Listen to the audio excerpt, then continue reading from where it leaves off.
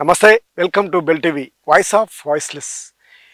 ఆయకట్టు ప్రాంతంలో నిన్న మొన్న చూసాము. ఇప్పుడు నల్గొండ జిల్లా వేములపల్లి మండలం మొలకపట్నం గ్రామంలో ఉన్నాం. ఇక్కడ ఒక రైతుకు సంబంధించినటువంటి పొలము పూర్తిగా మావుల అర్జున్కు సంబంధించినటువంటి భూమిలో పూర్తిగా మొత్తం ఎండిపోవడంతో ఇప్పుడు గొర్రెలని మేపుతున్నటువంటి పరిస్థితి ఎంతో ఘోరాతి ఘోరంగా రైతులు కంటతడి పెడుతున్నటువంటి పరిస్థితి ఆయకట్టులో నెలకొంది. ఇక్కడ బోర్లు బావులు ఆధారంగా ఉన్నటువంటి వారు మాత్రమే ఈ పంటలు వేశారు. కానీ భూగర్భ జలాలు పూర్తిగా ఎండిపోవడంతో అన్ని పొలాలు ఎక్కడికక్కడ ఎండిపోతూ ఉన్నాయి. ఏం చేయలేని పరిస్థితుల్లో ఇలా పశువులను మేపుతా ఉన్నారు.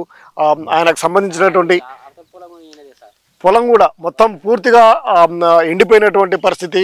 ఎండిపోవడంతో గొర్రెలకు పశువుల దానాకైనా ఉపయోగపడుతుంది అనేది పెట్టుబడులు పెట్టి దాదాపు 6 కాలం రెక్కలు ముక్కలు చేసుకొని కష్టపడి పండించినటువంటి పంట చేతికొచ్చే సమయానికి ఇటువంటి పరిస్థితి రావడంతో రైతులు అగమాగోచారంతో అలమటిస్తూ ఉన్నారు. పూర్తిగా నష్టం జరిగే అవకాశం ఉంది. పూర్తిగా నష్టపోయినటువంటి రైతులు ఎవరికి ఏం చెప్పుకోలేని పరిస్థితిలో ఉన్నారు.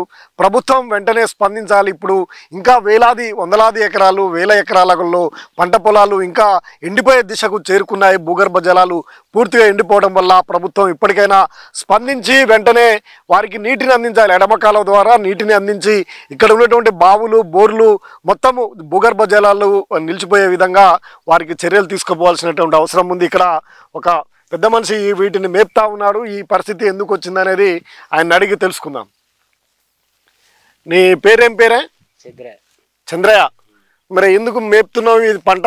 బోరు పోయింది సార్, బోరు పోయి ఎండిపోయింది, మేపుతున్నాం. ఏం చేయం సార్ మరి. ఇట్లా ఎన్ని ఎకరాలు వేసినారు?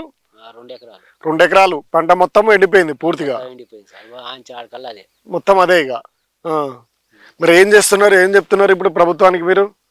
ఏముంది ఎండిపోయింది, ఏం చేస్తాం, వేసుకుంటే నీళ్ళు పడ్డాం, ఏం చేస్తాం. ఎంత నష్టం జరిగి ఉంటుంది?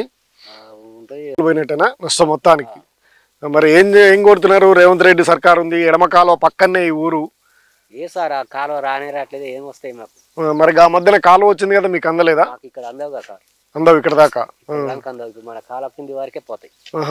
ఇప్పుడు ఎట్లా మరి బోర్ల కింద అనేది? ఈ బోర్ కింద మరి బోర్లు పోయట్లేవా? పోయితే అసలే పోయినా సార్. ఇంత ముందుకు ఎప్పుడు వేసినారు బోర్లు మీరు? అవుతుంది 5-6 సంవత్సరాల దాకా అవుతుంది. 5-6 సంవత్సరాల నుంచి ఎప్పుడు ఈ పరిస్థితి రాలేదా? రాలే, ఈ సంవత్సరం వచ్చింది సార్. ఎందుకు వచ్చింది అనుకుంటారు? ఇట్లా ఆనలు లేక, వర్షాలు లేక వల్ల భూగర్భ జలాలన్నీ ఇంకిపోయినాయి. ఇప్పుడు మరి ఇక్కడ ఇంకా మిగతా చాలా పొలాలు కూడా ఉన్నాయి కదా, మరి అవి కూడా నిలబడతాయా? వాటికి ఎట్లా ఉంది పరిస్థితి? ఏం సార్, ఇక మా బోర్లు గట్టాడ పోసిన వర్షతరులు వేసుకుంటే తిప్పుతారు అంతే, నామకే వాసుగా తిప్పుతున్నారు. ఇప్పుడు ఎట్లా కాలువ నీళ్ళు వస్తే ఈ బతికే అవకాశం ఉందా? కాలువ నీళ్ళు రావు సార్, అవి కాలువ ఏరియాకే అయిపోతాయి. కానీ భూగర్భ జలాలు వస్తాయి బోర్ల కింద సార్, బోర్ల కింద కాబట్టి. ఇది పరిస్థితి.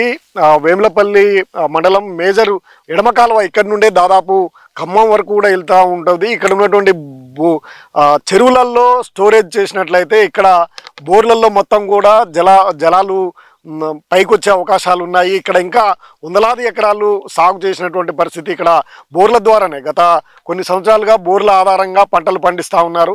ఇప్పుడు భూగర్భ జలాలు పూర్తిగా ఇంకిపోవడంతో పంటలు ఎక్కడికక్కడే నిట్ట నిలువున నిండిపోతుండడంతో రైతు కన్నీరు పెడతా ఉన్నారు.